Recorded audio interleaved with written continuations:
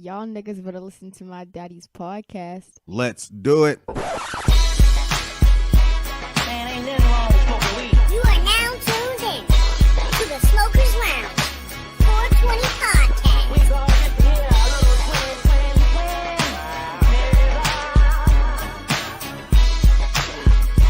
Weed is from the earth. Cheer. Welcome to the Smokers Lounge 420 podcast, the best podcast in the world. This is podcasting from a real nigga perspective. We on that big blunt energy.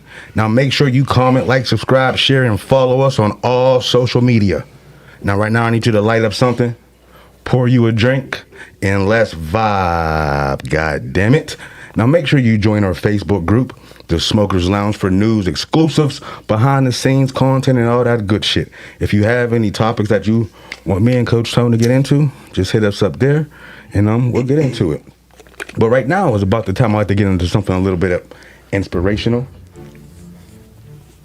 motivational. Y'all know when y'all hear that music, god damn it. Y'all know when y'all hear that music what time it is. Listen up. We all think we got time. We tell ourselves, I'll call them later. I'll pull up next week. I'll fix that shit when I get a chance. But let me tell you something. Time don't wait for nobody, and neither does life. 1 minute your people are here laughing, vibing, rolling up. The next going, just like that. Ain't no goddamn rewind button. Ain't no second takes. And when they gone, and all you got left is damn, I wish I had. Fuck that. If you have somebody, tell them today. If you got beef with somebody you care about, fix that shit. If you putting off your dreams and your goals, your hustle, start moving now. Because every second that you waste is a second that you'll never get back. So today, right now, make that call, send that text, show up, handle your business. Because once that clock stops, ain't no goddamn coming back. And that was your inspirational words of the day, goddamn it. Now, y'all know what time it is. We locked in and we lit, and we about to get into some real stoner shit. But before we do that, I gotta introduce my brother, my co-host, the man on the grind and keeps this shit entertaining as hell. You know we need a goddamn dramatic pause right here, goddamn it. So dramatic pause. Okay, goddamn it. This man is a walking hustle, a master of the side game, and a legend in the making. You might know him as Coach Tone, but around here he goes by the side hustle king, aka sexual chocolate. He got the facts, the jokes, and just enough ignorance to keep this shit spicy. So loungers, I need you to make some noise for my man.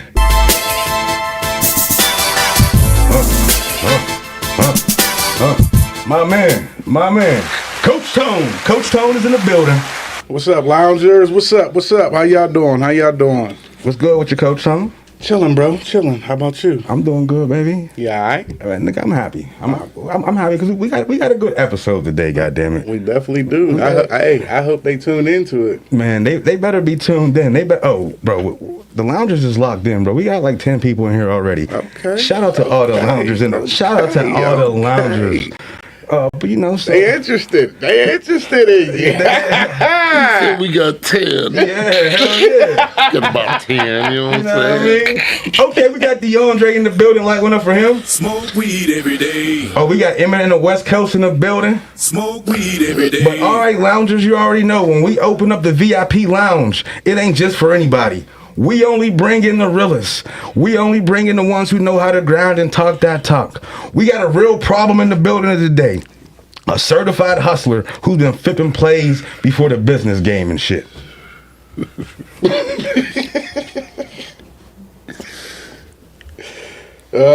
Straight like that from the streets to the shop. This man know how to run it up and keep it up. Ain't no slowing down, ain't no switching up. And best believe he funny as fuck and don't give a single damn what come out his mouth. Y'all already know what to do. Roll up and sit back and tap the fuck in. Welcome to the Smokers Lounge, the one and only. The goddamn Joey is in the building. What's good, my guys? What's going on, Joey? You already know. How you doing, brother? I'm alright. I see y'all said Jig is live and shit. Yeah. That's my nigga, my little brother and shit. Yeah, light one up for him and shit real quick. Smoke weed every day. So before we get into all the wild shit, Joey, Yeah. let's start with the basics. Just tell the people where you from, what town you repping, and where you grew up at, man. Man, I'm from Greensburg, man. From Ludwig up near the hospital. Okay. You know, where the real niggas grew up at and shit. You know, the ones that's around here anyway. You know what I'm saying? There's a few of us and shit. Okay.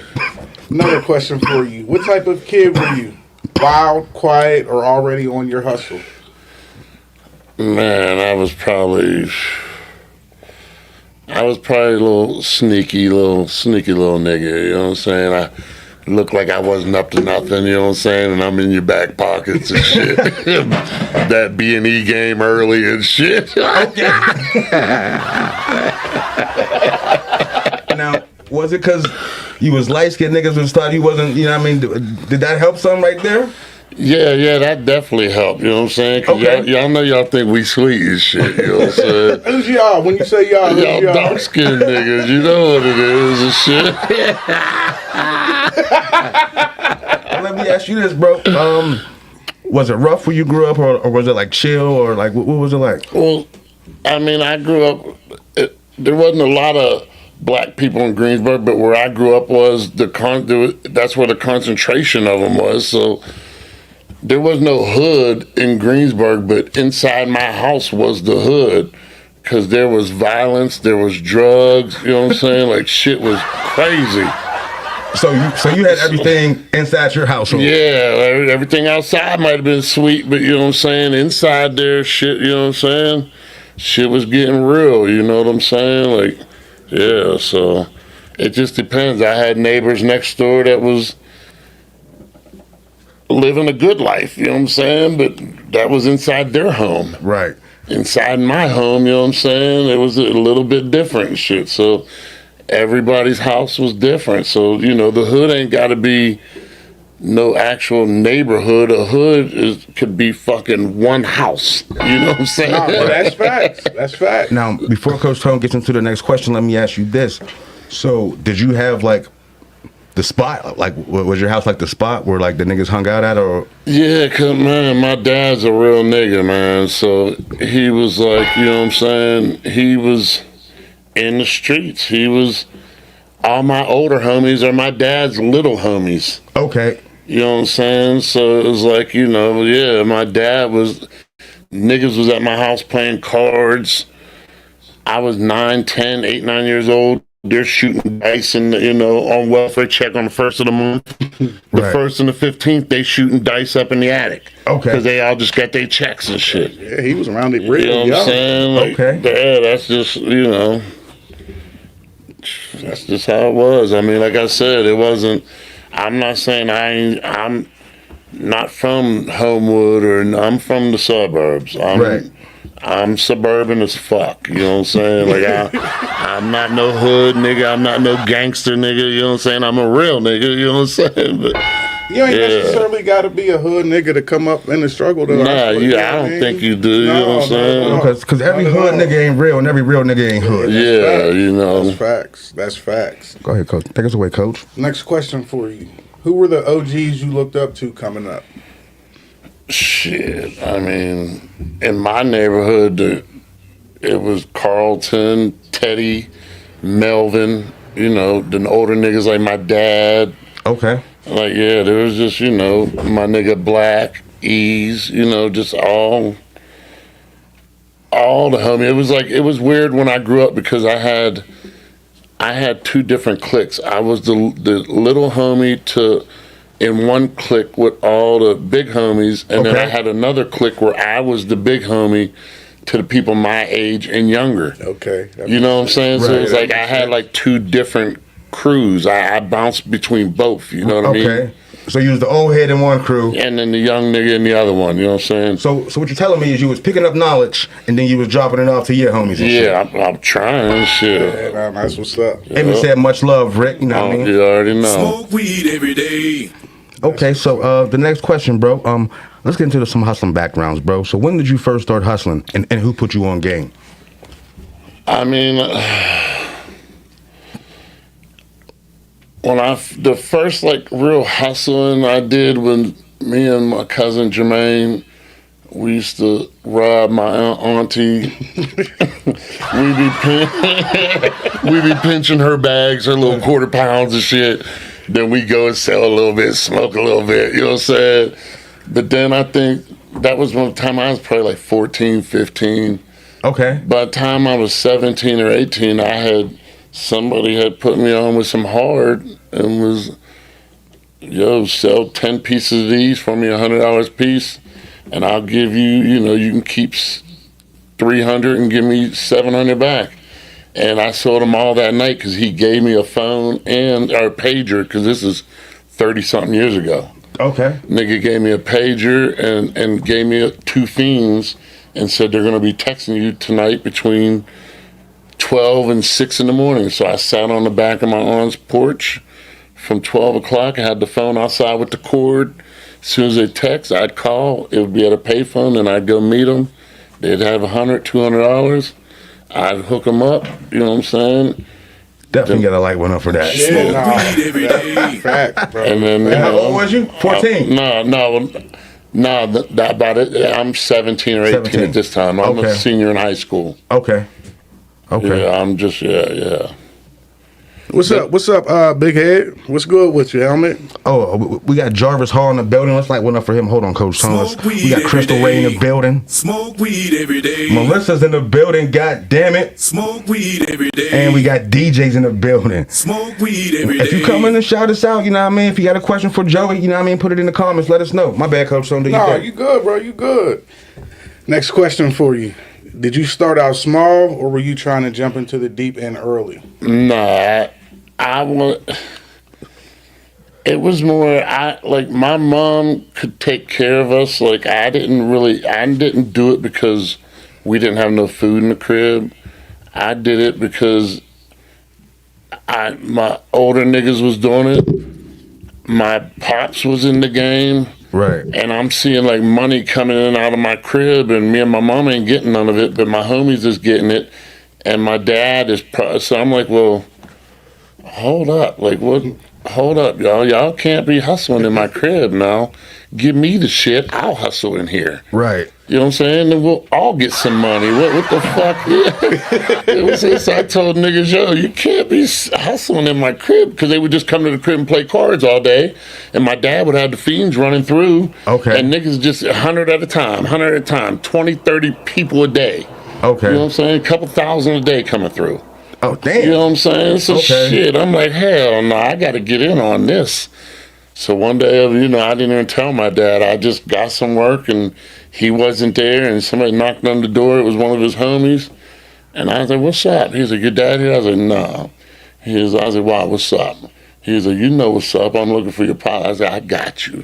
You know what I'm saying? Jumping off the porch running. He pulled that $100 out. I gave it. He was like, "Oh, don't tell your dad." I said, "You tell who you want to tell." You know what I'm saying? So that's where you started out there. Yeah, and that's just how. And then eventually, I just told my dad, "Look, man, I gotta eat." You know what I'm saying? Like me and mom gotta get we gotta get something out of this I shit. get You it. I feel get me? it. I get it. And he didn't want to see his kid doing that shit, but he felt it because he was kind of fucked up. He was smoking the shit. Right. You know what I'm saying? But he was a real nigga though.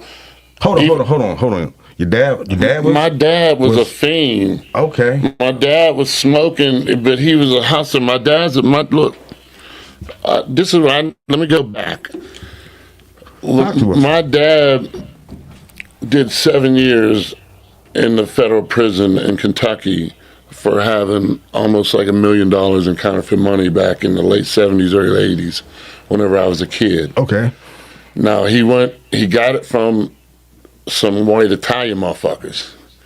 Now, they wouldn't give it directly to him because they didn't fuck with niggas. Right. But he had a white homie, Italian boy. They trusted him, so they was like, look, we gonna give this to you. You give half to Joe. You keep half. Y'all flip that shit. Give us our rations, and we good. Right. Dude came, gave my dad his half a meal. The other dude kept his half. They went and did what they had to do. My dad gave his to some of his homies and told them, don't spend that shit in motherfucking Greensburg. Nigga, in Jeanette. Don't spend it in Greensburg and Jeanette. That's where we be at. Right. Spend that shit. Go to fucking Pittsburgh. Go to Latrobe. Go to fucking somewhere, Ohio, and spend that shit. So my dad took his and went to. He gave all his niggas some. Told them what they owed him. He went to Detroit because that's where we got peoples at. Right. He's up there flipping his with my family in Detroit.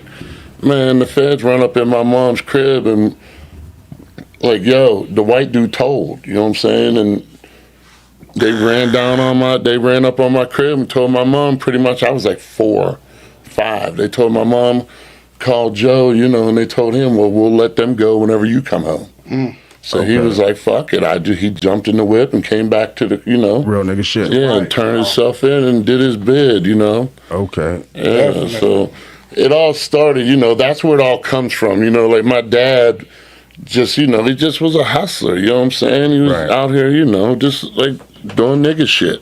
Even though he's from Greensburg, you know what I'm saying? But he's a stand-up guy, you know what I'm saying? He walks around, he's almost 80 now. And he walks around with his head held high. Okay. Yeah, You know what I'm saying? Real nigga, you know what I'm saying? He definitely So that's where I get it from. The reason why I ever even quit hustling all them years ago is because what I ain't fitting to do is tell or go to jail. Right. You know what I'm saying? I ain't doing neither of those two. Okay. You know what I'm saying? So eventually shit starts happening, it gets close to you.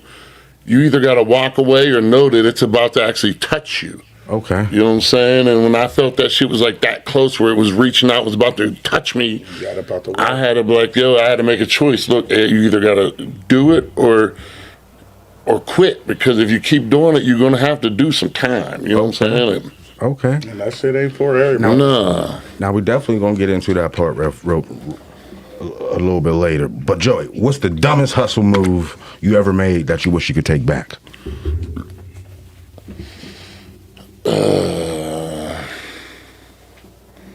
Just overstretching the work, you know what I'm saying? But nigga being greedy and shit, you know what I'm saying? Because I was known for that. Motherfucker know Joey will turn a 4.5 into a 9. You know what I'm saying? Damn. Not the So, you know what I'm saying? Not the 9. But I probably should only made it about 6. You know what I'm saying? Oh, shit. Okay. That's about it, man. But other than that, I ain't never robbed nobody. I mean, I hustled for 20-something years, so of course, you fuck up a little money here or there, you know what I'm saying? Everybody do, but I ain't never fucked up a relationship. I fucked up money with niggas, and right now, to this day, me and them niggas are still good peoples. Okay. You know what I'm saying? Because you got to be a real nigga about shit, you know what I'm saying? And you cut your losses and let a motherfucker know, you know what I'm saying? Right. You right. You know, so that's all. Ain't nobody perfect, you know what I'm saying? no. Don't let nobody out here ever tell you they ain't never fucked nothing up. They lying. Nah, facts, That's bro. just like a motherfucker telling you they ain't never lost a fight. Motherfucker, if you ain't never lost a fight, you ain't fought enough, motherfucker. Because I done been beat up a bunch of fucking times. Smoke weed You every know Light what one I'm up for that, real talk. Shit. Was there a moment where you realized you had to leave the streets alone? Yeah, nigga, when a nigga got caught up in some bullshit in my car, driving, and I wasn't there, and just that's when it really touched me. Oh. You know what I'm saying? It was too close. Like, yeah. Next, what was going to happen next? I would be in the car. You know what I'm saying? That was it, and that was shit. My daughter's 17. She was probably like 1 year old, 2 years. That's probably been 15 years ago. That's how I started cutting hair and shit. That's what's up. So that's what made you switch up and get into the barber game? Yeah, because what happened whenever the bullshit had happened with the nigga in my whip and shit, that shit was so close to home, and my wife was like, "Look, man, you got to make a move, bro." She was making good money and living right. She's like, how are we gonna live forever and live good if you on some bullshit? You're gonna have to go to jail eventually. Right. So she was like, either stop what you can. She was like, I'll give you 1 year. I'll take care of everything. I'll pay all the bills. You ain't gotta worry about nothing. Just fucking, you got 1 year to figure out what you're gonna do with your life. Okay. What you gonna do? You're gonna get a job. You're gonna keep selling drugs, whatever you're doing, but you got 1 year, and at the end of that year, if it ain't the right move, then you know what I'm saying, we gotta make some decisions and shit. That's respect. So you know what I'm saying? So I'm not trying, I love my wife. My wife is my soldier, you know what I'm saying? Like I love the shit out of some Rachel. That's You know what I'm saying? That's So respect. it was like a few weeks later, I went to get a haircut, and I'm in there stressing, talking to Greg's ass. Okay. And because he was my barber. And he was like, man, I'm about to start a apprenticeship program. And I'm like, oh, okay. So I'm sitting there thinking about it, and I'm like, well, shit, who, you got somebody? He was like, yeah, I got somebody. It's so-and-so, you know, whoop-de-whoop. Well, the nigga who it was, I was like, I know him, and, you know, he ain't in the right frame of mind right now. You know what I'm saying? He a cool little nigga and shit, but, you know, his mentals ain't together. So I told Greg, why don't you do me and him at the same time? And Greg was like, fuck it, I'll do that. And I started about a couple weeks later, and sure enough, that nigga lasted about 3 weeks. And Greg had to let him go because he was on some bullshit. You know what I'm saying? And Okay. I kept it moving, you know what I'm saying? And I just went from there, and it all worked out, man. Greg's a solid dude. Let's talk about your days at Comrades, brother. Yeah. So you started out with the apprenticeship that you was talking about. Yep. And then, if I remember correctly, you moved to the first chair. Yeah, well, shit. When I started my apprenticeship, it was me, Greg, and James. Okay. And them two, I was just watching them two cut all the time. James Sanders? Yep, James Sanders. Light one up for James. That's my nigga right there. Yeah, he's a real nigga. And it was just them two, and I'm just watching them soaking up game, and I'm watching like the money that they getting and shit. I'm like, man, the bag is here. You know what I'm saying? Like, you can do this.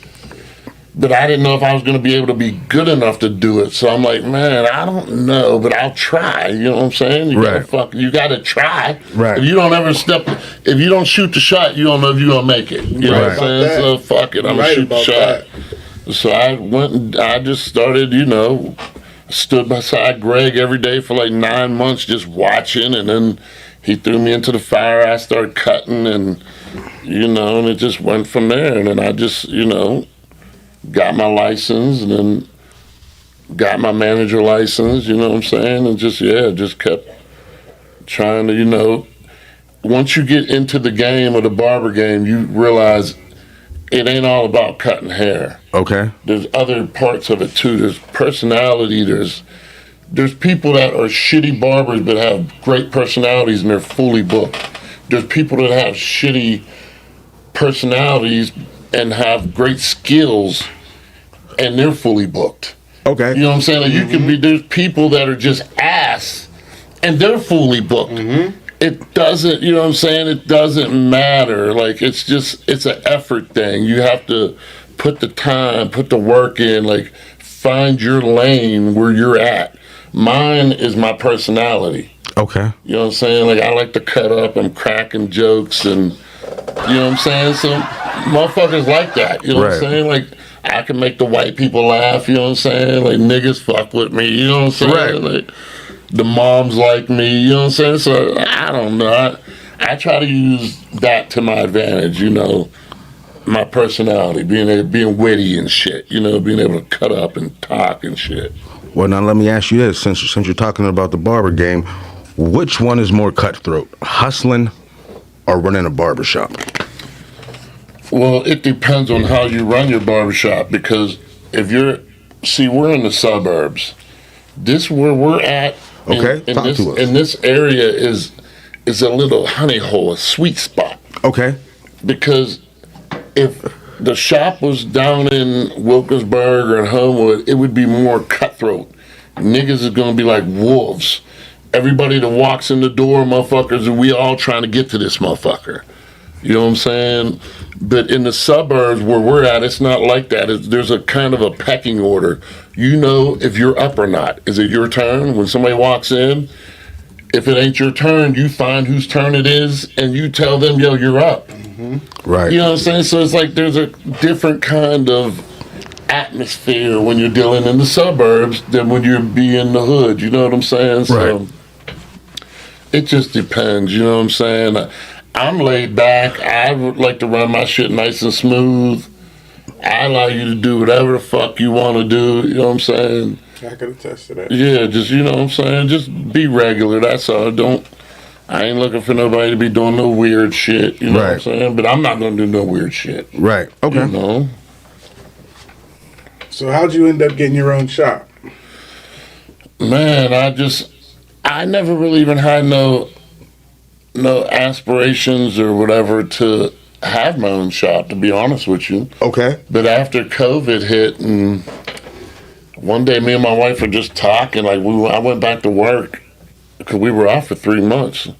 I went back to work, and me and her was just talking, and she was like, "Well, would you ever want to open your own shop?" And I'm like, "Well, I mean, I don't know. I got it good at Comrades. You know what I'm saying? I'm the number 2.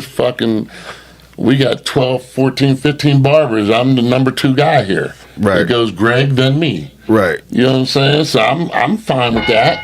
You know what I'm saying? I was cool with that. But she was like, "Man, well, what if we bought a building and you worked on one side, I worked on the other, and we owned a building and you had a shop, and I just moved my business down to this." And I was like, "Well, shit, let's think about it." And after a few months, we looked around and we found a property that was perfect location, and she was like, "Man, we should do this." And we just pulled the trigger, you know what I'm saying? It was, fuck it, let's do it. She believed in me. It was more her. She believed in me, so that made me believe in me. She's like, "I know you can do it." You know what I'm saying? It ain't a matter of you're a boss. Right. You're a hustler. You know how you can get some money. Let's give you somewhere to get you some money. And you can do it. And that's, yeah. So So what you're telling me, Joey, is you had a great woman behind you. Yeah. You had a great woman behind you that believed in you. Right out of my mouth. I still have a great woman. Because behind me. I mean, you still do, but you didn't even think that you can get your own shop. No. But she believed in that it shit. Was it was her vision. Let's light one up for Rachel. Can I light one up for Rachel? Goddamn right, shit. Smoke weed every day. Yeah, Light one up for Rachel real fast. There's a lot of people that wouldn't do that. Right. Yeah, And you just think if she didn't have his back and push him like that, who knows? I mean, he would still be the number 2 guy, but yeah, you know what I mean. Right. But now he's the boss. Now, yeah. But now he's the boss. That's So what's Joe, up. so you got your own shop, bro. Let's get into some funny drama shit, bro. What's the pettiest thing a barber does to a customer they don't like? Oh man. Come on, bro.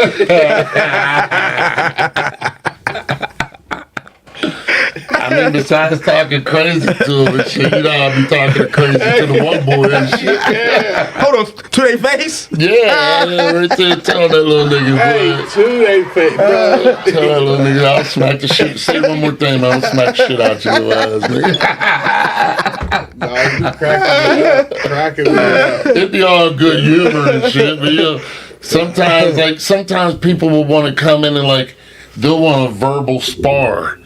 And they don't realize, you know, like I said, I'm witty, so a nigga, we can go back and forth, you know what I'm saying? But what I ain't gonna do is hold no punches, you know what I'm saying? Right.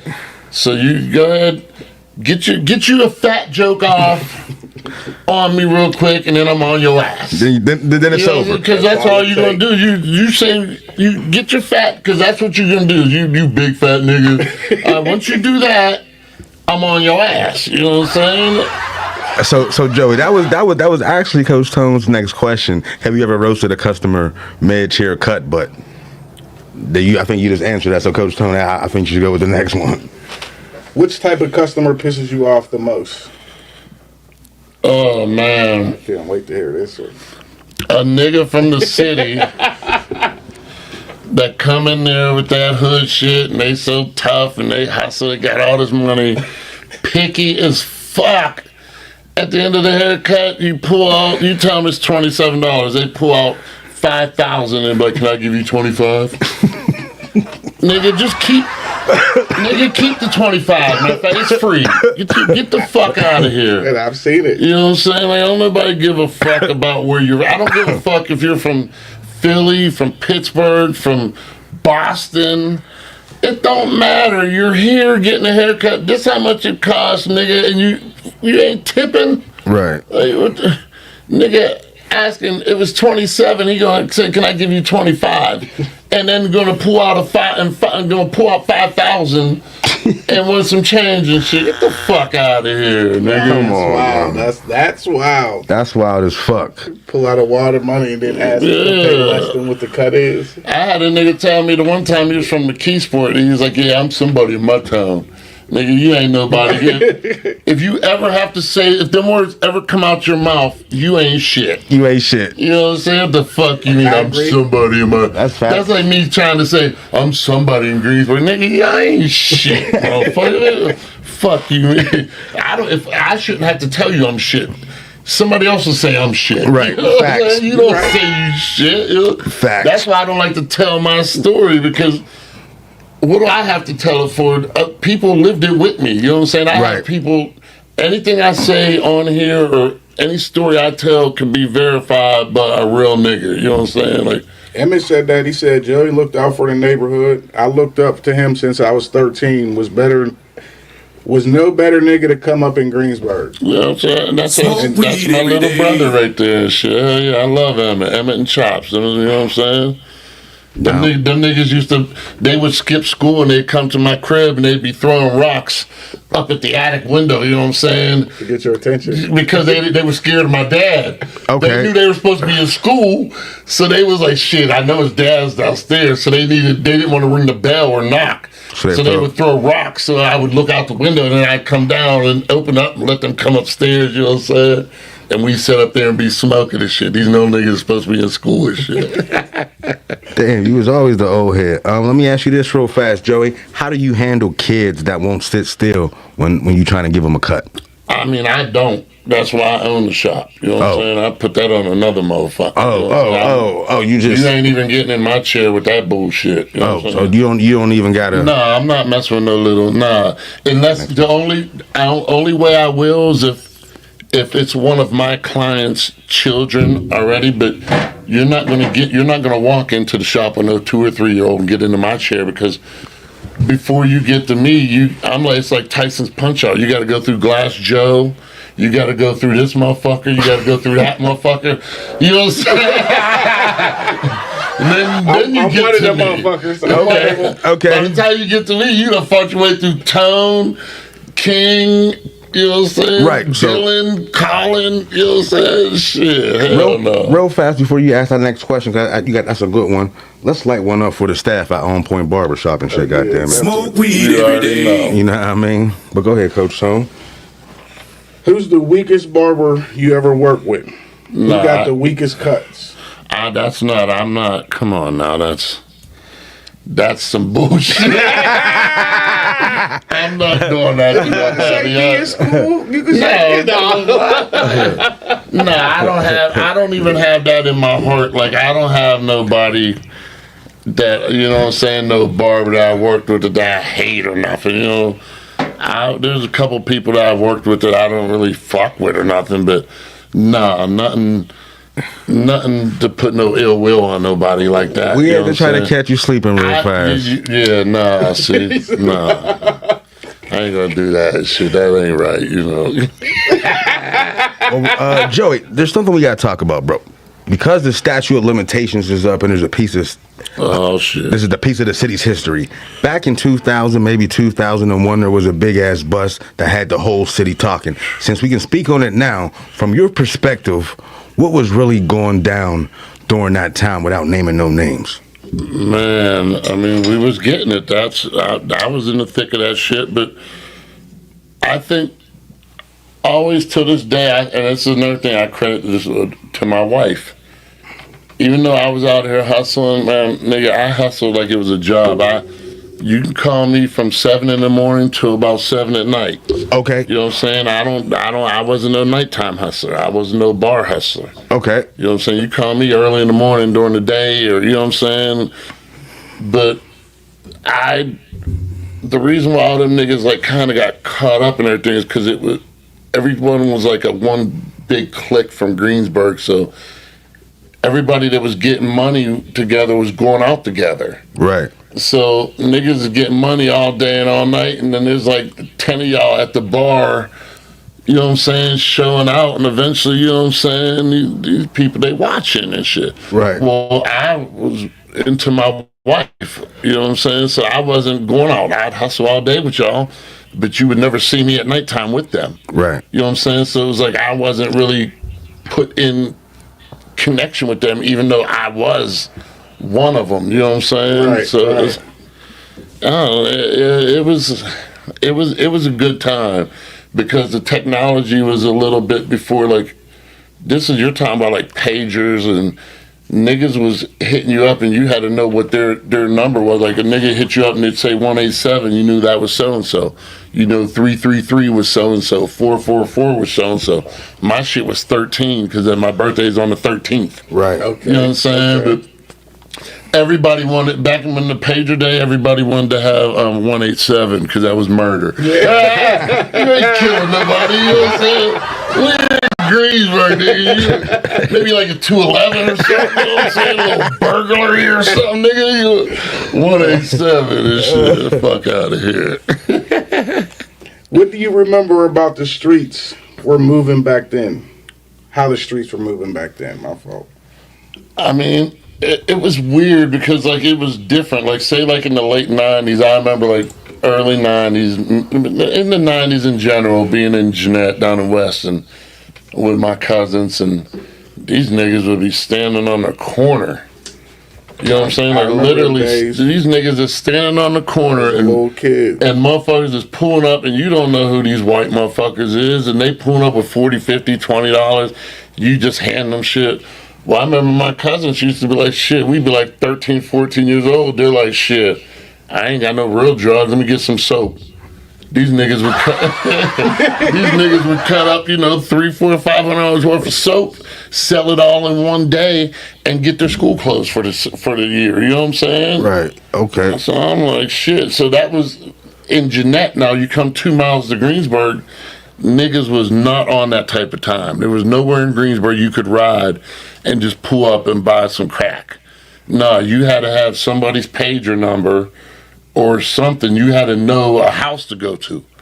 In Greensburg, niggas hustled inside or niggas met you somewhere. Right. There was no distinguished spot where you could just ride to and just go buy some fucking drugs. You know what I'm saying? Right. There was Okay. no neighborhood. But in West, you could do that. Yeah. You could ride down to QT's or in front of EJ's or the Naughty Pines, Garrett's.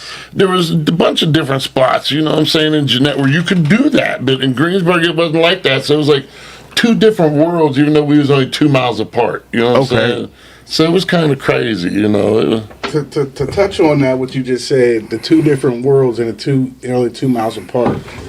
What do you think the difference is with that? Because why is it always that Jeanette Greensburg thing? And like you said, it's just right up the street. Well, see, that's crazy because when I grew up, like the generations before me always had the niggas in Greensburg and the niggas in Jeanette always had beef.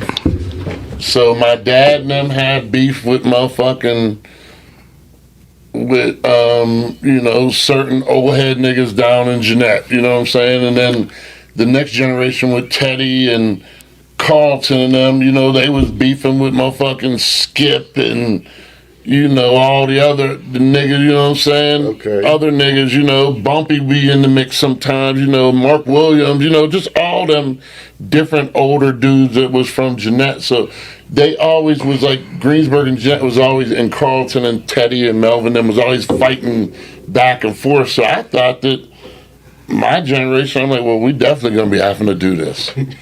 But I was a little bit different because Larry and Jermaine was from Jeanette. So all my life, I was in West Jeanette. I used to ride my big wheel down on 14th when I was 5, 6, 7 years old. Okay. You know what I'm saying? I ride it from 14th Street and go straight up Clay and up Penn Ave and hit 11th, and that's where Grandma Retta lived. Okay. On the corner, that, you know what I'm saying? That's where Red and, you know, so. Yeah, I know the corner you're talking Yeah, about. so that was all my family, you know. So I was constantly in Jeanette. So what ended up happening was whenever I got to the age 18, 19, 20, 21, where you supposed to start beefing and shit, me and these niggas was cool. Right. I'm cool with Bum. Me and Bum was going out all the time. Lamont lived in Greensburg with Crystal. I was at his crib every day. You know what I'm saying? I'm cool with Mac and, Marcus Clarkson, John L.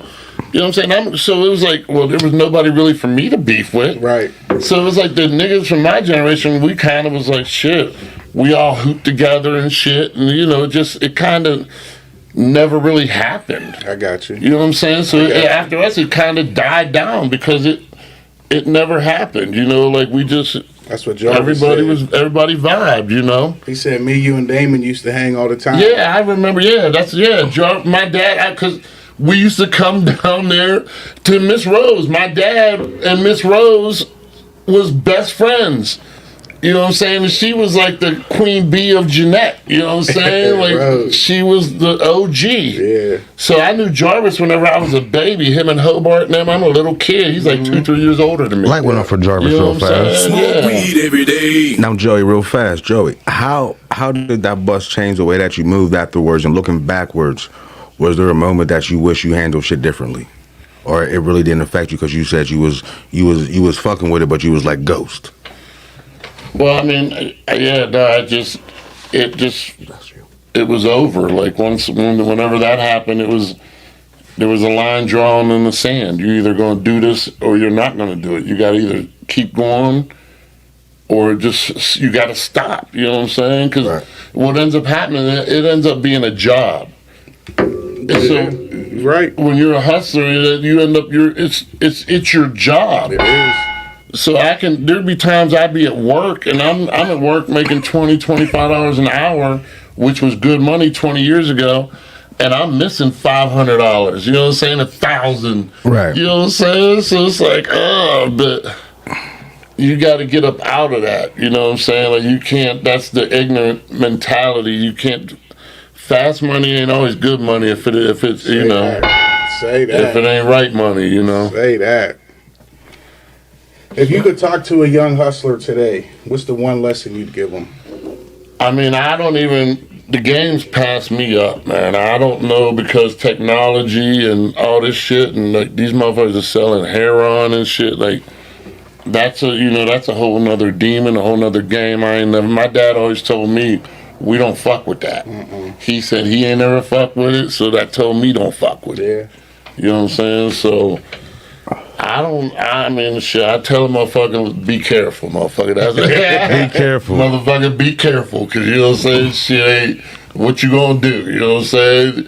Because what's gonna happen is you're gonna run across the police, or you're always gonna run across some jealous motherfuckers. Always looking Right. over your You know what I'm saying? shoulder. There's always a motherfucker that wanna come and take something from you. Yep. You know what I'm saying? So Yeah. you gotta watch for that shit too, you know what I'm saying? So Real fast, your man Delaney said no lies told, and I got light went up for Delaney. He's in the building. Smoke weed every You day. know what I mean? who? Delaney Hughes. Oh, nice. Yeah. Yeah, that's my nigga. That's like my best friend and shit. Oh, right there. light went up for your Smoke best weed friend. every day. Now, Joe, we gonna switch gears real fast, bro. We gonna do like a 5-minute sports, real nigga sports. Joey, where we at? Joey, MJ or LeBron. yeah, give us the top 3 reasons MJ is the GOAT. Because I remember one time I was in your chair, you told me MJ was a GOAT, or you said LeBron. Nah, I see. Aha! That barbershop top. See, I say LeBron. Okay. Just because. Well, hold on. Before you even go, let me change the question. Give me 3 reasons you say LeBron's the GOAT. Just because, longevity, That's one. consistency, you know what I'm 2. saying? Okay. Like, his mentality, just everything about what he's doing has never been done before. Like, at year 21, he's still, like, dropping 30 and triple doubles and shit. Like, dude's a beast, man. You know what I'm saying? Like, Jordan was definitely a better winner. He was a better winner. You know what I'm saying? But I can't say he was a better player, because were you making people better around you? You know what I'm saying? Like, you weren't taking no trash teams with fucking Doogie and whoever was, Right. on that raggedy ass squad that he took from Cleveland that year. Jordan couldn't take nobody before Scotty got there. You know what I'm saying? You eat him. He's eating. You eat him. But I'm just saying. But I just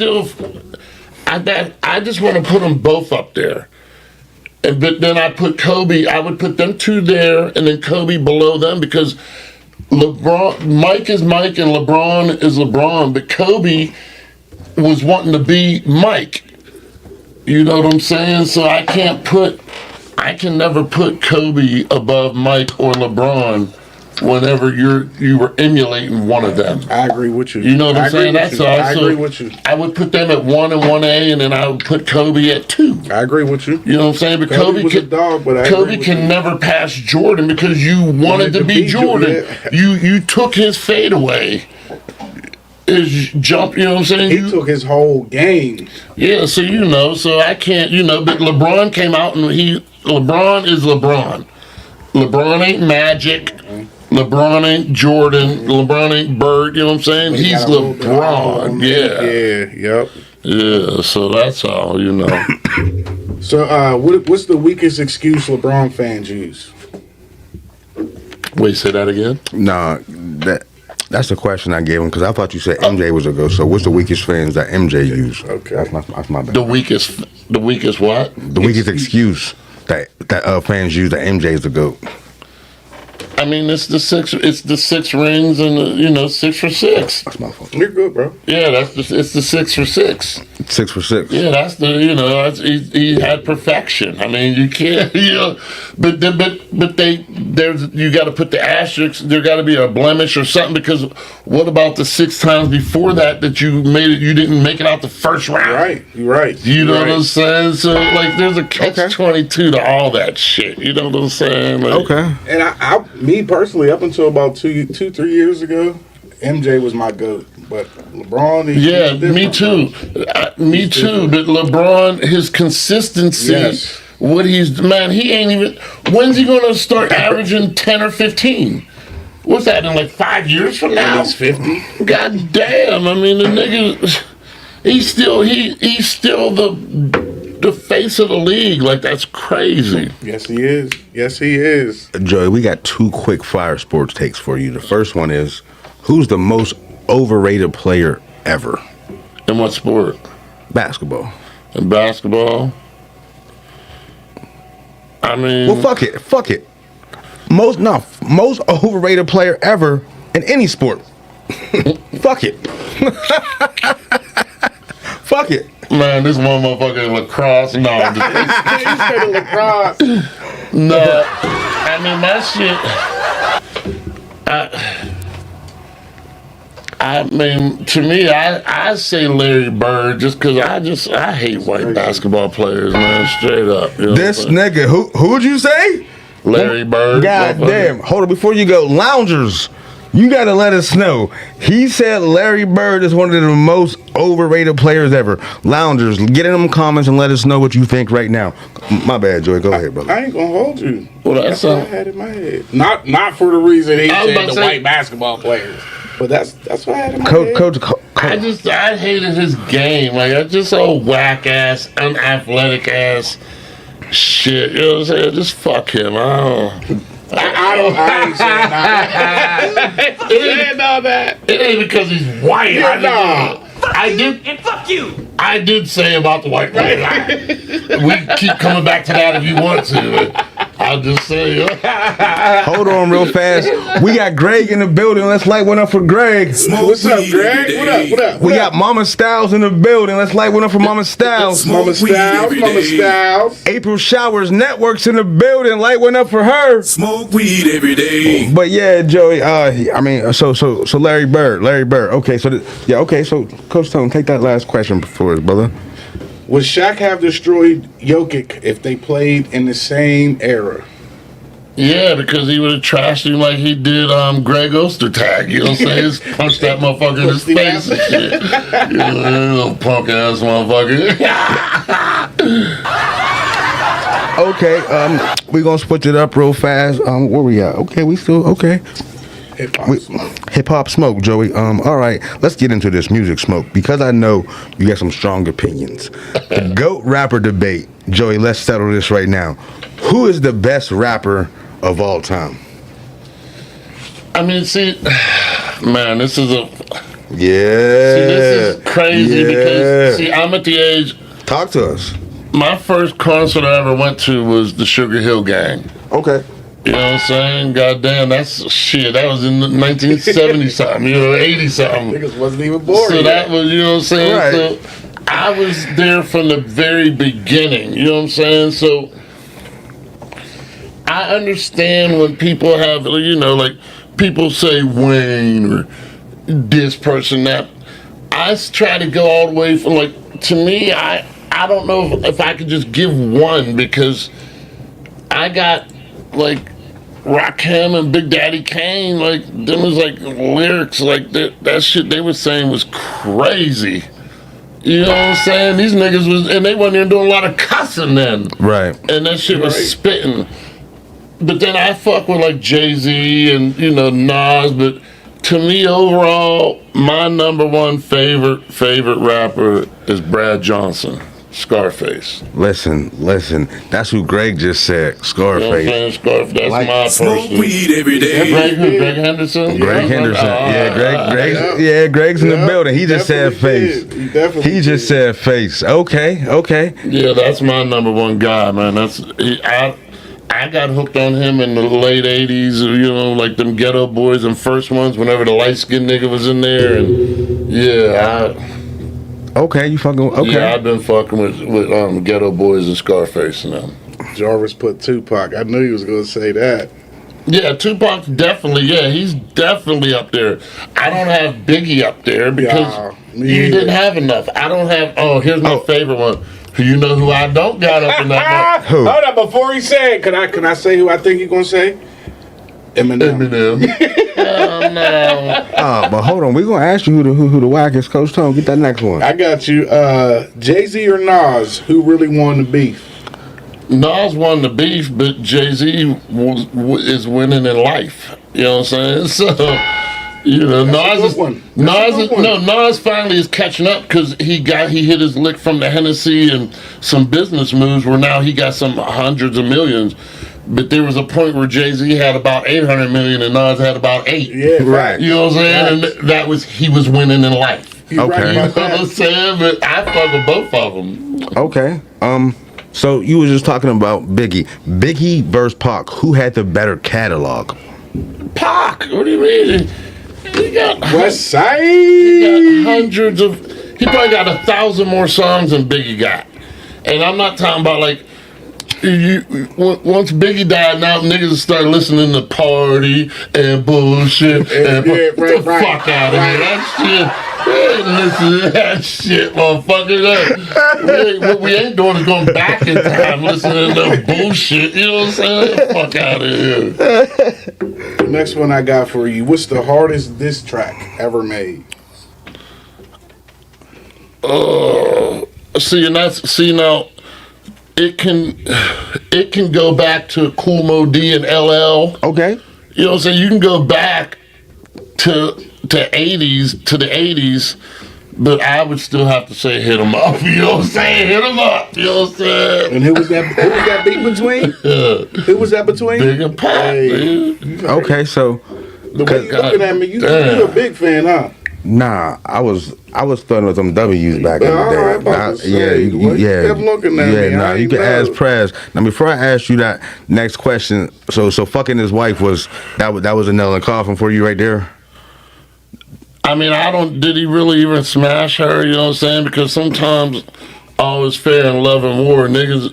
I know niggas that lie in their dick for free. Right. You know what I'm saying? So this Okay. nigga for some money, he, a slick record and shit. you right. You lie the shit out of some shit. right. You know what I'm saying? Now since we're talking about beef, Joey, let's talk about the Kendrick Drake beef real quick. Who you really think won the Kendrick or Drake? I mean, I didn't even know that Drake was Drake fighting back. Oh shit. Because I mean, it just felt like he just got beat the fuck up. Oh Like, shit. Okay. I don't know that. Okay. I just know I hear that they not like us. That's all you hear. I hear that. That's all you hear. I don't know. That's all you hear. Shit, I know that. You know what I'm saying? So, yeah, he lost. That You know? second one, go to the third one then. Yeah. You think this beef is over, or are we going to see round 2? I mean,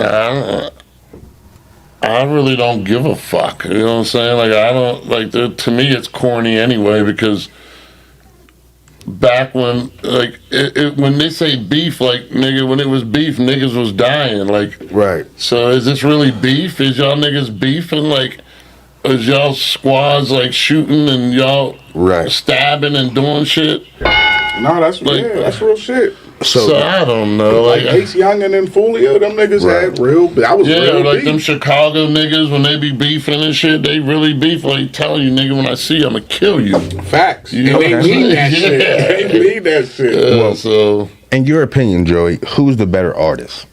Like the better artist, not who had the better beef. Drake, definitely, man. He got the white folks with him. You know what I'm saying? He light skinned, he half white. He got them Jewish people with him and shit, man. Shit. We got Luke Dean in the building. Hell yeah. No, I think and Vade's in the building. Like went up for Vade. Smoke weed and every plus day. Drake's singing and shit. He got the bitches and the white people. You know what I'm saying? Hey, I we're don't know. gonna wait on that. We're gonna speak on that another time. But Real quick, your Joker Diaz asked what I'm smoking on. I'm smoking on some Motor Breath right now, my God. And I just bought an ounce of the Cap Junkie. It's 38%. Usually we do flavor of the week, but we got Joey in the building, so you know we gonna get into the show a little bit later. But shout out to Vade one more time. Smoke weed every day. what up, Luke? Whose question? Okay, we got Colin in the building. What's up, KD? KD's in the building. Next question? That's you. Yeah, yep. Real quick, you been keeping up with all this Diddy drama? Yeah, I'm watching this. Yeah. Shit. Now, do you think Diddy is guilty, or this is just another industry hit job? Man, I mean, the nigga did something. I seen the video. I seen you beat that bitch up. You know what I'm saying? And you covered that up. That was 10 years ago. In the hallway. You know what I'm saying? So you did something, nigga. So whatever, you're just getting the OJ treatment. If whether you did this or not, you're gonna pay for that. He said that. You know what I'm saying? That's how they do us. You know what I'm saying? You gonna pay. Okay. If Diddy really did all this crazy shit, do you think he gets locked up, or is he too powerful? No, he's already locked up, nigga. They ain't giving him no bail. What you mean? Whatever he's getting, it's going to end with time served. The nigga's already in there. You know what I'm saying? Right. Okay. So he doing time. That's a fact. He's already in that motherfucker. Now, real fast, man. I don't even want to talk about it, Joe, but we got to talk about it because it's hot right now. What do you think about Kendrick's Super Bowl performance? I mean, I fucked with it, you know what I'm saying? Because I'm pro-black, you know what I'm saying? Okay. So I'm with all that shit. You fucked with it? Yeah, hell yeah. Okay. So I know me and you mentioned it, and I made the comment. It was his overall performance. I really didn't care for, but after I actually took time to See what his real message was, and I respected it. and see some of the stuff that Samuel was saying. Yes. That was like there was little hints there. There was Right. there was real nigga hints. Right. You know what I'm saying? So that's all. You know, you might not have caught it at that time, but you go back watch it like damn. Yeah. Now I felt that I wanted to go back and take my comment back after I said it was ass. Okay. Modern rap versus old school. How do you feel about today's rap versus the old school? I mean, I think that nowadays these rappers are a lot more clever. You know what I'm saying? Like because you get the feed off of what other people have already done. So when you go to old school rap, when you talk about somebody like Rakim, Big Daddy Kane, there wasn't too many people before them for them to piggyback off of, or have to take a style from her. So they had to be way more creative. Whereas now you got 50 years worth of game. That's why a lot of them sound the same. So you can easily pick up somebody else's flow or be inspired by somebody else. But back then, there was nobody to be inspired by. You're right about it. I like that answer. Okay. Joey, this is the Smokers Lounge 420. What up, loungers? So I do gotta ask you a cannabis question, brother. How much you smoke on a daily basis? And what's your go-to? You like blunts, papers? Nah, I don't. I smoke every day. I don't smoke.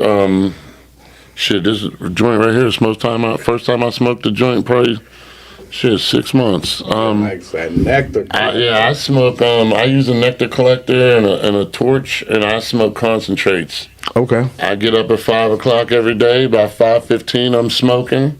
Okay. I go to bed about 8, 9 o'clock, and about 8, 9 o'clock, I quit smoking. For those of you that don't know what the concentrates is, it's wax.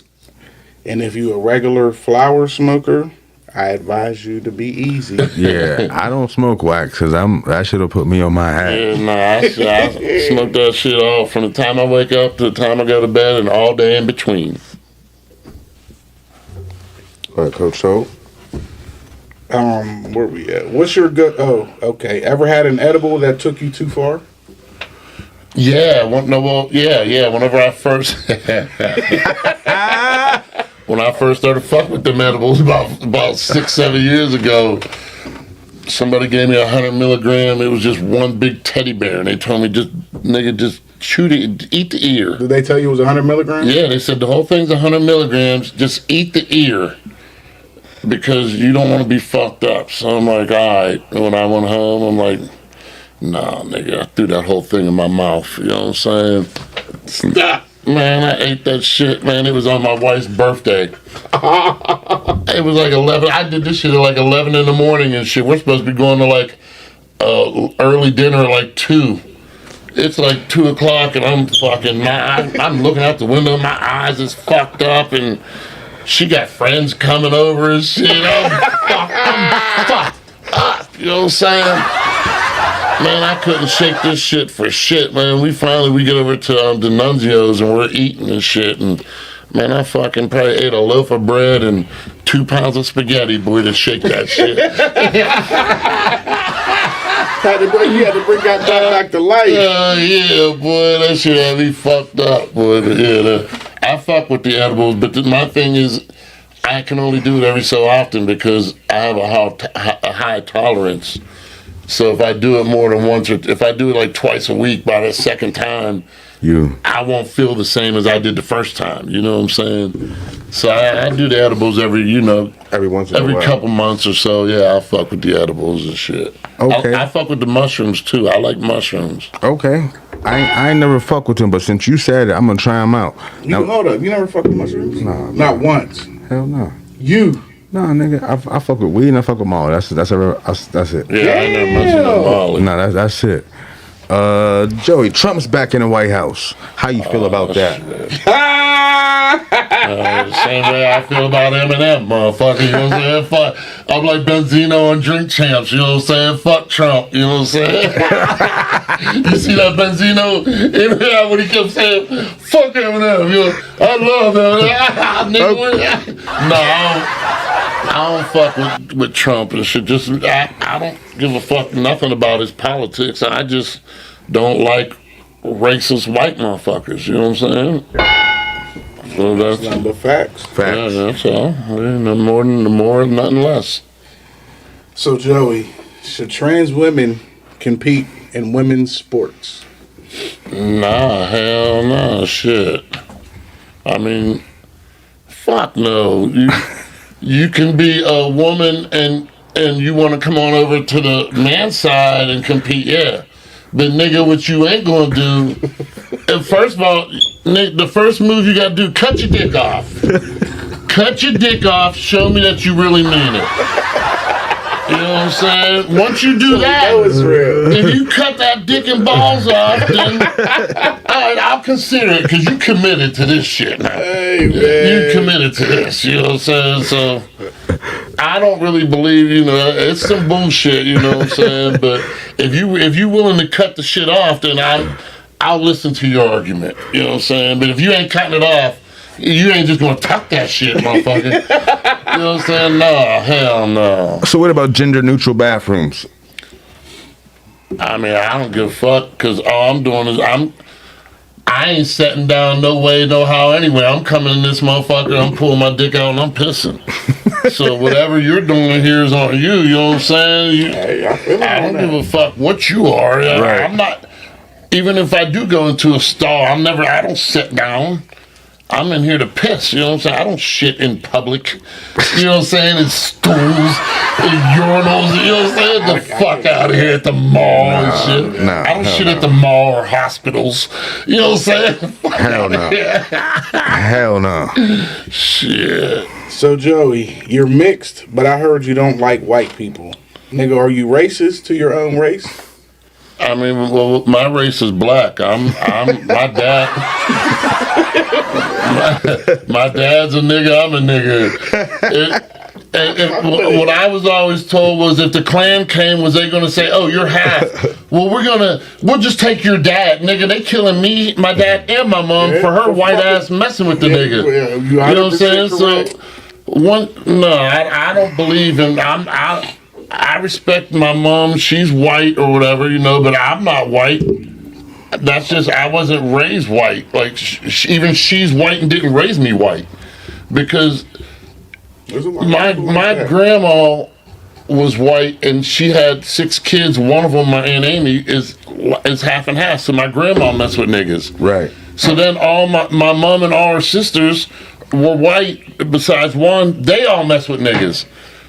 You know what I'm saying? So there ain't even no more white on my white side anyway. Right. So, okay. you know what I'm saying? So, nah, I don't believe I could be, you could say I'm mixed or whatever, but nigga, when the shit goes down, You with the niggas. where I'm gonna be at. You with know the what I'm niggas. saying? Goddamn right. What the fuck you talking about, man? Okay. Now, so Joey, before we get into the show, Joey, we got a little game we like to play. You some. Hold up. Luke said, and Susie is black for real. Straight up, he know. You know what I'm saying? Shit. Smoke weed every day. Light one up for Luke.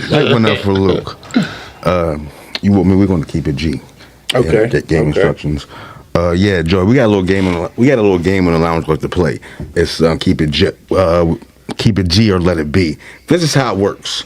I'm gonna throw out a hot take. You either keep it G, meaning you agree, or you let it be, meaning you ain't rocking with it. No long explanations, just a straight up call.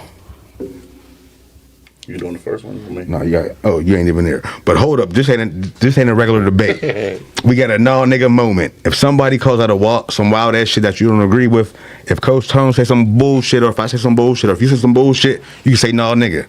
Nah nigga moment calls out for a debate.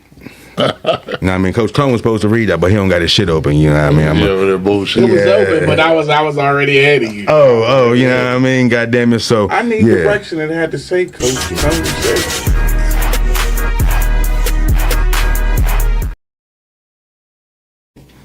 Okay, I'm gonna do the first one. Is Jay-Z still the king of New York? I'm gonna say keep it G. Keep it G. Yeah, I'd say that too. Keep it G. Yeah. Okay. What's the other one you say if you don't agree? Let it be. Let it be. Yeah, keep it. Yeah, Jay's still that nigga. Yeah. Okay. Drake got a top 5 catalog of all time. Keep it G or let it be. I'd let that be. He does a little something, but I mean, goddamn, top 5 of all fucking time. Goddamn, nigga. God damn, I might have to call the first Damn. non-nigga moment of all I'm gonna have to time. call that non-nigga moment. I'm gonna have to call that non-nigga moment, Joey. God damn. I'm gonna have to keep So it you G. saying he got a better catalog than Pac? Hold up, top 5. All right, so I'm just gonna try to name 5 Okay, niggas that got all a better, more shit than him. Yeah, let's do that shit. So I'm gonna go with somebody like Pac, I Okay. agree. Okay. Jay-Z, Hell I right. agree. you know what I'm saying, Nas, Wayne, Wayne, I agree. and then I was like I said, if I say Scarface is my That's 4. that would you be put 5. Nas up. You put Nas up. Yeah, Nas just put out King's Disease 1, 2, and 3. Okay. I ain't gonna hold Nas you. I didn't listen. I ain't listening to Nas is since he still was rapping Jason. right now. Like, you know what I'm saying? He's, Okay. man, I Okay. wouldn't say he has top 5. He's up there. Top 10? Loungers. Maybe because he has hits. Now we're talking streams and billions and this and that. He has hits. Yeah, he does have a lot of hits. Loungers. We just called our first non-nigga moment. Loungers. Get in these comments and let us know who's on that bullshit. Luke Dean said. Nah, Dark Corner. Oh, Dark Corner said. Who y'all cameraman? Can't see. He said, who y'all camera? Can y'all see us out there? Karen said definitely not 5 or 10. Damn. See? Damn. Well, now as far as he kick he sing a hell of a hook. You know what I'm saying? Nigga hook you to death. You know what I'm saying? Okay. Look, Karen, can y'all see us? Yeah. The South still runs hip hop. Keep it G, let it be. I mean, I'd say keep it G. Atlanta is. Yeah, I mean, Future and the Baby and all them, all them motherfuckers down there is killing it. So shit, yeah. The NBA is softer today than in the 90s. Keep it G or let it be. Definitely keep it G. It's way softer. Keep it G. For sure. Future has the best trap music catalog ever. I'm gonna say let that shit be. Yeah, I would say let it be too, just because I'm putting Jeezy in there. Jeezy got the best trap catalog to me. Jeezy to me, and then even Gucci got some. Gucci, T.I. You know what I'm saying? Yeah. It's just Future is the one now. Right. And he gets the streams, like, you know what I'm saying? Like, Future been going for about a good 10, 15, 12 years, 15 years, but I'm just saying, but they were the ones before But I agree with him. both of y'all on that. Loungers, let us know. Is it keep it G or let us be for Future having the best trap catalog of all time? Who read that one, Mary? That was you. You read that one? Yeah, it's me. Okay. Mumble rap deserves more respect. Keep it G or let it be. No, let that shit be. I don't even know. Let it be. Fuck out of here. Yeah, hell yeah.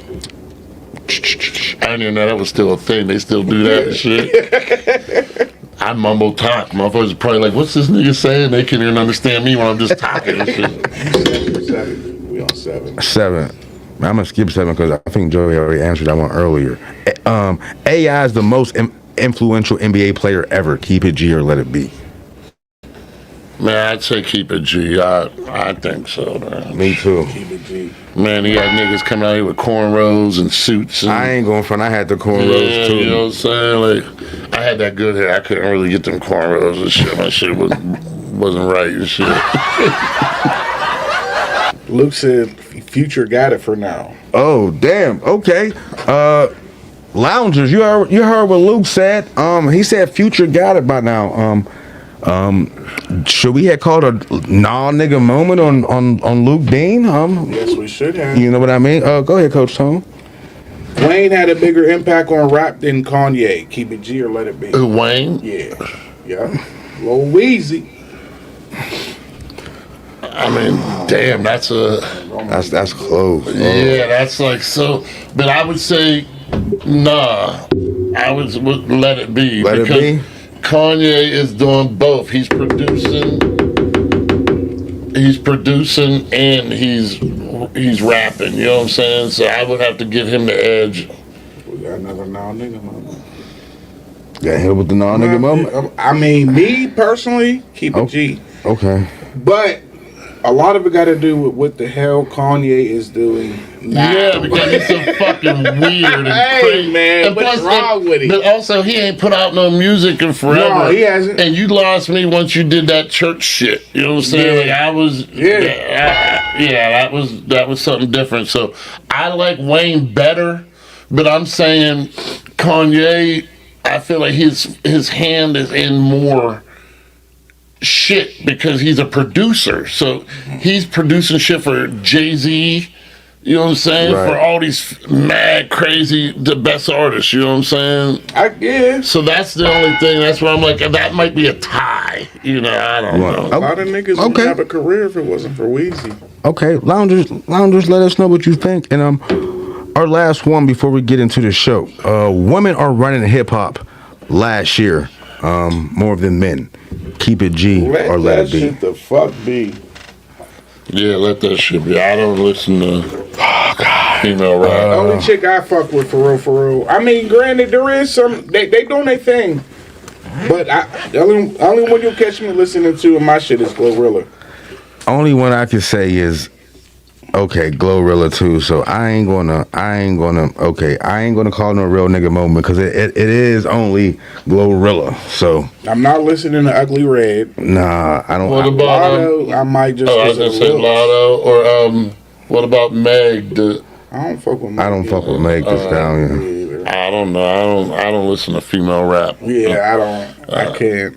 It's just I just can't get into it. You know, like And not only can you not get into talking it, about it's like trying to get a nigga's bag, and you know how you gonna fuck him and suck him and shit. It sounds good, I guess, but I don't know. The content ain't there to me. You know plus, what I'm what saying? do we look like driving by ourselves solo in the car, bumping Yeah, some female shit? yeah. You know what I'm saying? Right, Yeah, get the right. fuck out of here. Tell a real ass bitch give a fuck about a nigga. Yeah. Hey, The fuck she did out. kill that. Ain't She nobody did doing kill that, though. Ain't nobody doing No, that listen, shit. niggas. I do be driving solo listening to that Glow. I ain't gonna lie. I ain't gonna We all lie. agreed on we could listen to Glow. Okay. But so we chopped it up with my nigga Joey. Y'all know we gotta keep the show rolling, so let's get into it. Joey, we about to get into a segment. It's called "What the Fuck White People's Doing." If you don't know what that is, this is when we just call out some bullshit that white people was doing. First, Joey, I'm gonna try to share the screen with you real fast. We're gonna get into. Tony, I'm gonna do the first one. You can do the second one. We're gonna get into Taco Bell Catiina. A Taco Bell security guard straight up slapped the woman. Shit out of her. Let's get into it real fast.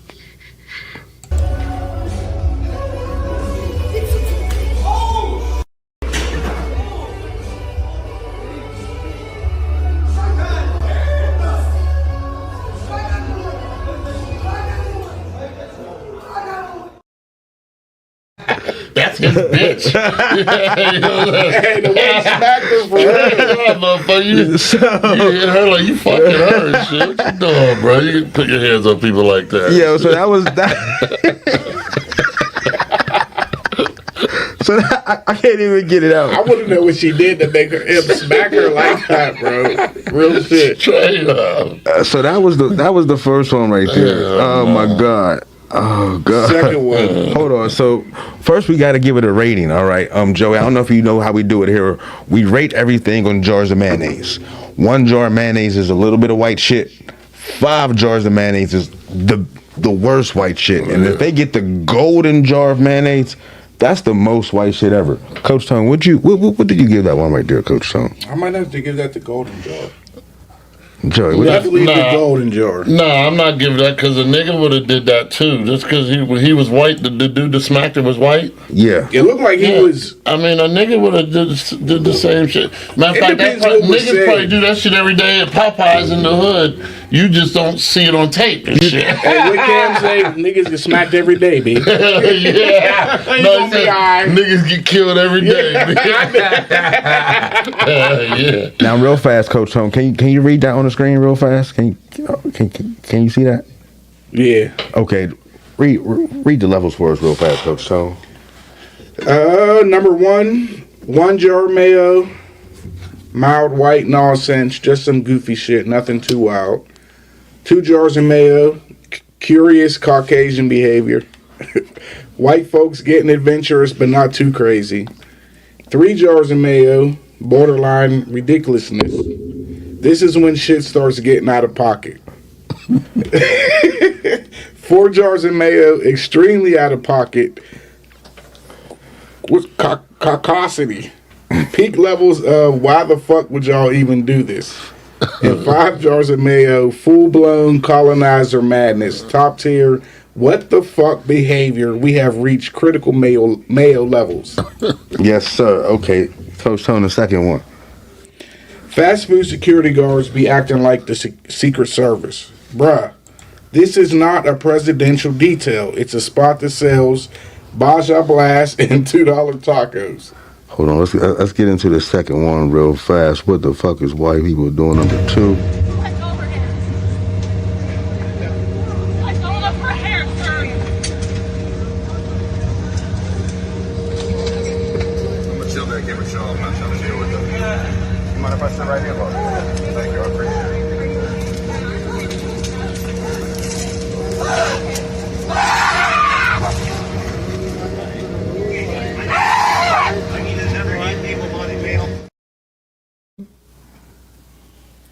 Yeah. So that was the Alaska Airlines passenger. A passenger completely lost their mind and made a flight, forcing the crew to stop. He was grabbing that lady's hair. That's why he was punching her like that. So, Joey, the question is before we give it before we give it the jars of mayo, would you help out if you seen that going down? No, Hell no, you ain't gonna help out. I'm gonna ask you that for you. You just gonna record? You just gonna be? I'm not even gonna record because I'd be forgetting to pull my phone out and shit. I'm just gonna be watching this shit, all up in it and shit. Like, damn, that's some bullshit. I'm gonna look, depending on the race, who's doing the who to what. Now, if I see you violating, a black female, you some white dude, you just be a racist, it's like some wild shit. Then you gonna jump in. Then I'm gonna help. You know what I'm saying? But I'm not helping on no other shit. I'm not no hero. I'll be the coward and we'll talk about it. I'll tell you about it. Right. The hero, you might fuck around and die. I'll tell you about him. You know what I'm saying? I'm not the hero. You know. Okay, number 3, Coach Tone, you want to do that one? With the FBI? No, we on the road rage. Oh, road rage fireworks battle on the highway. 2 drivers got into a road rage incident, but instead of yelling or flipping the bird, they threw actual fireworks at each other's cars. Let's check it out real fast.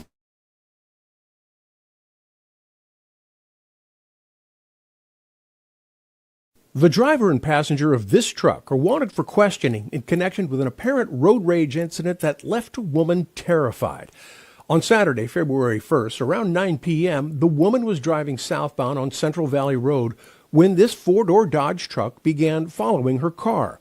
Minutes later, the truck passed her, and someone inside began shooting fireworks toward her vehicle. The exterior cameras on her cars captured the Roman candle-style fireworks from several angles.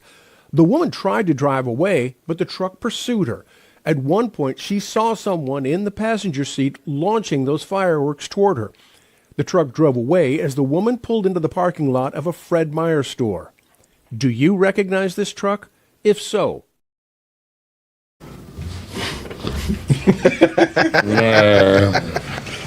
Oh my God, that's not how road rage works. They gonna get caught and just get a little probation or something. You know what I'm saying? Nigga do that shit, boy, you gonna be America's Most Wanted. He tried to kill her, you know what I'm saying? He tried to kill her. Like, get the fuck out of here. I know somebody else who be having road rage. Who be? Me. Let me ask you this: if you was the white lady and somebody was out there launching fireworks, what's your next move? I mean, I got my pistol. I mean, shit, because now I got my pistol, my registered firearm. You know what I'm saying? I got my legal registered firearm, carry concealed permit with me, and I see some hot shit coming at me. I might have to send a few your way, I guess. Isn't that how that works? But your fireworks is gonna hurt. Yeah, well, that's the. I mean, them ones could hurt too if they fucking hit them. I mean, right, or they can make you wreck and die. Right, You know what I'm saying? right, Get the fuck right. out of here. Okay, so we have a new segment. It's called the People's What the Fuck. It's what is it? It's white folks getting into it, but you submitted people. This one has been submitted by Kara right here. Let's check it out. This is some Caucasianness right here. Let's rate it real fast, Joey. I will keep you all on me as long as I'm alive. When it's tough, I will not run. I'll stick right by your side. You held it down when I declared a war on my own pride. With zero hesitation, I am making you my wife. Do you want something real? Yeah, yeah, Hey, William, tell me how you feel. yeah, yeah. We love me every day. Yeah, yeah, yeah, yeah. We buy your heady pay. Yeah, yeah, yeah, yeah, yeah, yeah. Do you want something real? Yeah, yeah, Will you always tell me how you feel? yeah, yeah. Will you love me every day? Yeah, yeah, yeah. That's what that is. David. That's gave it the golden jar. Wedding? Yes. Bro, he gave it the golden jar. I definitely give it. I definitely give it the golden jar. Motherfucker. How many you give it, Coach Tone? The golden fucking jar. What the fuck was he thinking? Yeah. He was just like Casey and JoJo off this motherfucker. With his, he had his shirt all open and shit. Like, get the fuck out of here with that shit. Shit. So Joey, you know, white people be tripping, but you know, it just don't be white people. It be niggas too. So we got a segment that's called "Nigga Is You Stupid." Let me run that real fast.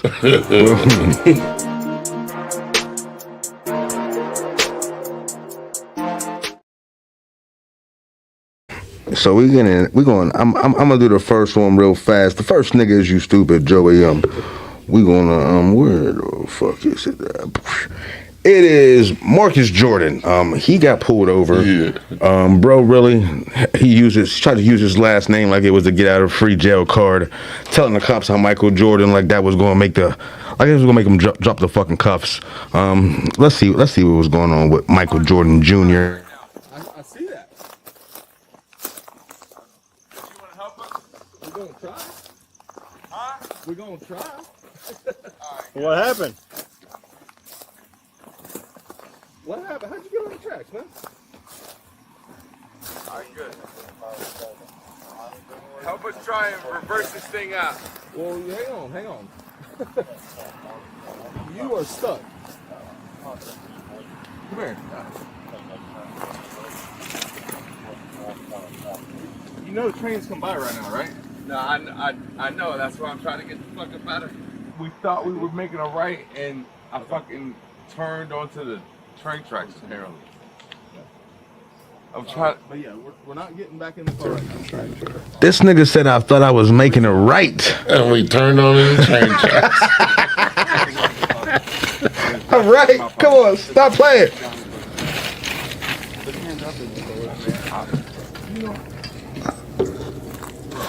I'm Marcus Jordan. I'm Michael Jordan's son. I'm not doing anything wrong. I'm just trying to get home. I'm Michael Jordan's son. Yeah. Okay.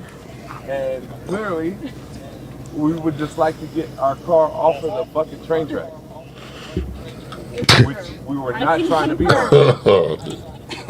So, this nigga ended up on a goddamn train track because he made a wrong turn. Then he tried to use his name, Michael Jordan's son, to get out of it. So and then you cussing and shit, and you niggas, you white, right? Like, what is you doing, nigga? You ain't. Something about, I'm just trying to get my car off the fucking. What?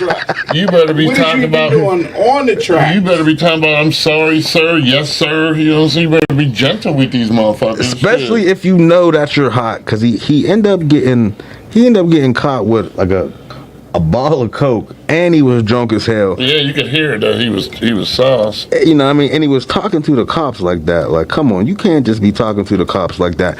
And Joey, before we get into it, I gotta let you know that we rate the niggas is you stupid on pictures of grape Kool-Aid, okay? One picture of grape Kool-Aid, all right, is a little bit of nigga shit all the way to 5 being the most nigga shit. And if you do some dumb shit, you get the golden do-rag.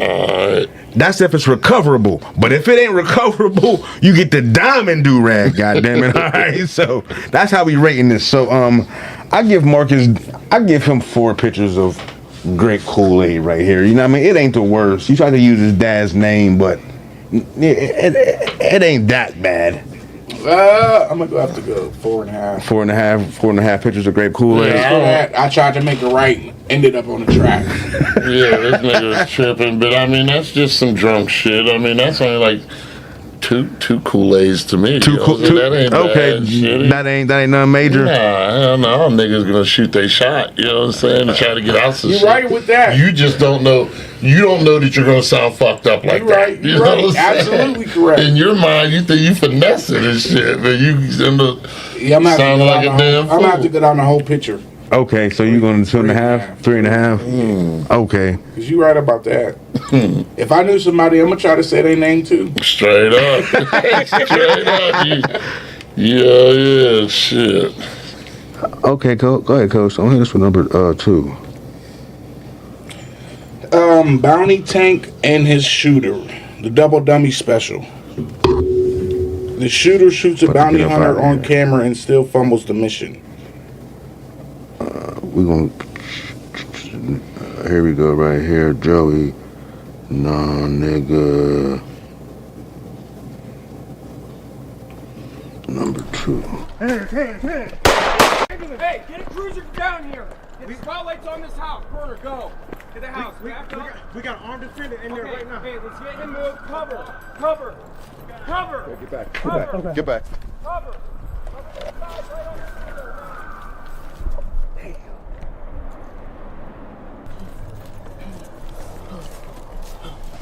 Let's get him down over here. Okay.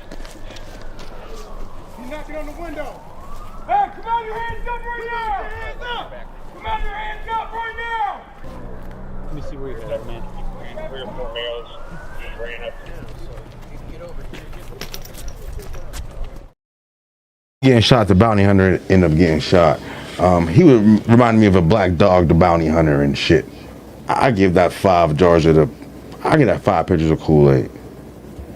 4. Y'all, these pictures is pretty high. Y'all give it out. Nigga got shot. He did when he shot the wrong motherfucker. Yeah. Yeah, I guess that's 2. I still say like 3. You know what I'm saying? Like 3? Yeah, that ain't 2. You know. Okay. Loungers, let us know what you give that right there. Loungers, it's 8:30 and shit. This episode is running a little bit long. We gonna get into Faded and Next Rated, then we gonna get the fuck up out of here. God damn it. Let's get Joey's take on some Faded and Next Rated and shit. But god damn it, let's get into Faded and Next Rated real quick. God damn it. Boom, boom, boom. What the fuck is that? All right, we trying to get up in the Faded and Next Rated. I'm faded, feeling X-rated. It's Mr. Nasty time. Oh, Mr. Nasty time. Nasty time. Take it. I gotta get the Faded and X-Rated music on. Yeah. You ready, Coach Tone? Boom. Welcome to Faded and X-Rated, where the smoke stays thick, the stories get wild, and the talk is grown as hell. I'm Mr. Styles, a.k.a. the bedroom gangster, a.k.a. the stoner with the boner. And trust me, the Dark Knight just ain't out here saving Gotham. He's out here putting in work. And you already know I am Coach Tone, the Side Hustle King, a.k.a. Sexual Chocolate. Let's get nasty. Question number 1, goddammit. Hey yo, so my girl just asked me to let her eat my ass. I ain't never had nobody go back there before, and I don't even know how to process this shit. She hit me with the whole real men enjoy all forms of pleasure speech, saying I'm being closed-minded for saying no. But I ain't gonna lie, now I'm low-key wondering, is niggas really letting this happen? Is it really that good, or am I about to cross a line I can't come back from? Are we supposed to talk over this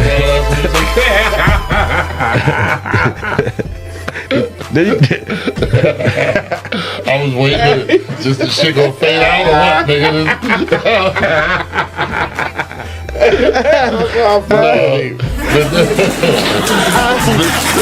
I mean, who wants to go first? I'll go first. Okay. That assy shit is funny to me. I'm too old for that shit. We ain't never even discussed that. That is what? Like I always say, there's a small window. By the time I get out the shower, you got about 5 minutes until my first fart. You know what I'm saying? And that ass ain't edible no more. So what? When you fit and eat this ass, as soon as I hop out the shower, you know what I'm saying? And I'm assuming her window's the same too. You know, so no, I'm not into that ass shit. I don't know nothing about that. I ain't never ate no ass. Okay, so I mean, but she went to eat his ass. Well, I don't. Yeah, I don't know about that. Ass need. I don't know. Okay, so that's not really. That's the danger zone. You stay out of that's my area. Okay. So before you go, Coach Town, what I will say is, listen, my guy.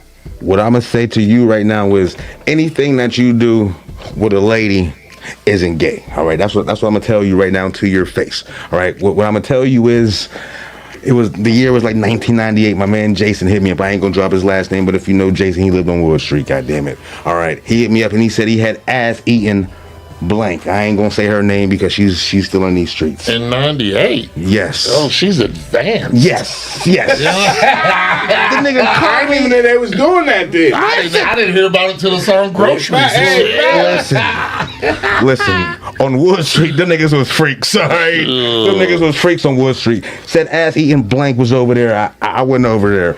I had a little whirlpool. Yes, it was fantastic. So, bro, I'm not going to hate on that, my guy. I'm going to say turn up for it. I mean, we keeping it funky, right? Yes, we is all day. Literally. I tried it once.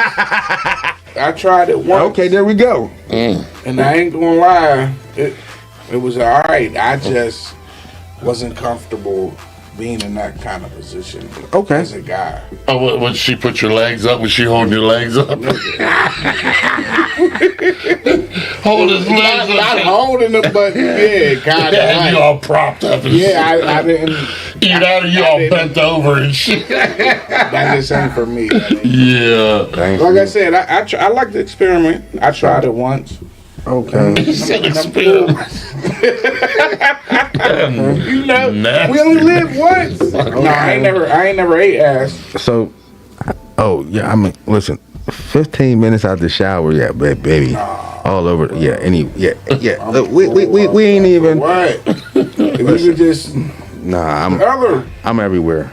You look like that type of nigga. Yeah, I'm that type of nigga. I'm not gonna listen. Okay, so we got 10 more minutes with Joey. Let's get him up out of here, bro. Last question, brother. Last question. So my girl just tell me, you wanna take the question number 2, brother? Last question. Hold up, my shit acting up. I got it, brother. I got it. Yeah, good. So my girl just admitted that after we finish having sex, she still be going to work on herself right after. At first, I thought she was just playing, but nah, she straight up told me she does it every time. She swears it ain't about me, that she just likes to top it off for extra fun. But now in my head, I'm like, am I putting in enough work? Should I take it personal, or is it just some normal freaky shit that women do? I mean, he ain't got enough work to put in. That's what it's saying, motherfucker. Find you a bitch that you fit with. You don't fit with that bitch. You know what I'm saying? Y'all ain't compatible, motherfucker. You know what I'm saying? Do your thing, and then you do your thing with your little 5 or 6, and pull the 8 out for her or something. You know what I'm saying? You gonna have to something shit. You gonna have to buy some dick or something, motherfucker. Coach Home. That's a tough one. Cause it's different for women, man. Like a lot of niggas won't admit it. Like for us guys, once we get to a certain point, it'd be hard to hold back. And then once things happen, it takes a little minute to recoup. A chick, they can do their thing and just keep it moving. Cause they ain't gotta do nothing. Ain't nothing to get hard or soft again. Right. The pussy still, all that motherfucker stay wet. Right. Keep it moving and shit. And it's a good thing, but also, but yeah, no, that's tough. That's tough. Okay. I'm with Joey. Yeah, nah. You ain't doing your thing, my guy. Yeah. You gonna have to do it. You gotta find some tricks. I mean, yeah, you might be able to do your thing with somebody, right? But it just ain't with her. Yeah, right. Yeah, because that one, yeah, y'all might vibe and you might love each other or whatever, but that something ain't right. Yeah, that's you're being selfish.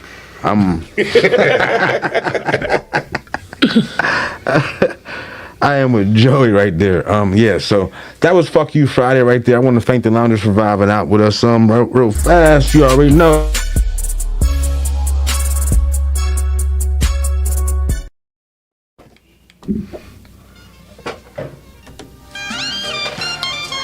This is fuck yous. You know I can't get out of here without doing some fuck yous, god damn it.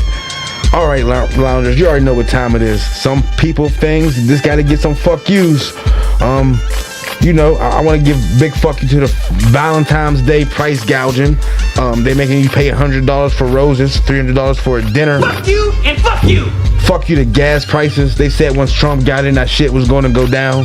Bruh, one fill up away from riding a bike everywhere, goddammit. I ain't about to be driving shit, goddammit. Fuck that. I want to say fuck you to fast food workers who got attitudes but still fuck up the order. How you mad that you at work and still fucking up my order? You gotta pick a goddamn struggle, goddammit. Fuck you to the price of bread. Why is it so fucking expensive? It's just a loaf of fucking bread, my niggas. Fuck roundabouts, Joey. I know you hate fucking roundabouts like me, goddammit. What the fuck is it? What the fuck is roundabouts? Why do we need to keep fucking turning it? I hate fucking roundabouts. They're fucking stupid. Fuck you to people who stink when it's cold. Nigga, how you stink? And it's 20 degrees out, my nigga. You ain't even sweating. You're right. You just stink. It's 20 fucking degrees out. You know what I mean? Fuck you to the Congress for still debating weed. That's all my fuck yous, Joe. You gotta fuck you. You gotta fuck you before we get up out of here. Anybody gotta fuck you? No, I ain't. You don't got no fuck yous this week. Fuck it. What's my fuck you? Good. It's cool coming in. Well, that was it, loungers. Let me get up. Let's get ready to get up out of here. All right, loungers, that was another one in the books. We had a crazy episode today. We chopped it up about wild shit. White folks being white. Debated the greatest hood anthems in the food. Of course, had a fire interview with the homie Joey talking barbershop game, hustling, and the madness. Had a crazy faded and X-rated. Y'all niggas really out here debating on getting your ass ate and wondering if your girl finishing off herself means you're slacking. Nigga, it does. But before we wrap this up, let me put something on your mind. Stop moving like time is guaranteed. We get caught up in a bullshit, petty arguments, dumb drama, overthinking shit that don't even matter. We assume people going to be around forever, that opportunities will be here, that we're ready. Coach, tell me before we get up out of here, you have wanted to say something. I remember what it was. Fuck all the women that are ungrateful. Ungrateful women. I heard a lot of females being ungrateful for Valentine's Day. Okay. First of all, Valentine's Day is a day for love. It ain't just a female day. Right. And I heard a lot of females being ungrateful on Valentine's Day. So you want to give them a fuck you?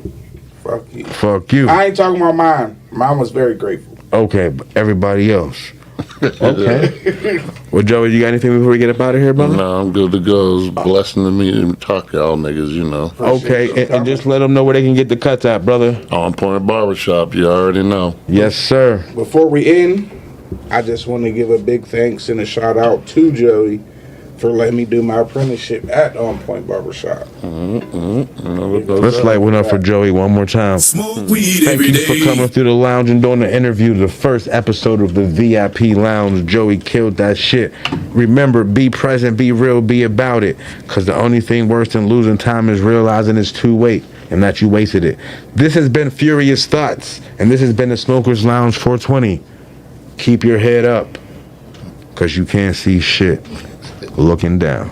Now we gonna get the hell up out of here, goddammit. Let's do it.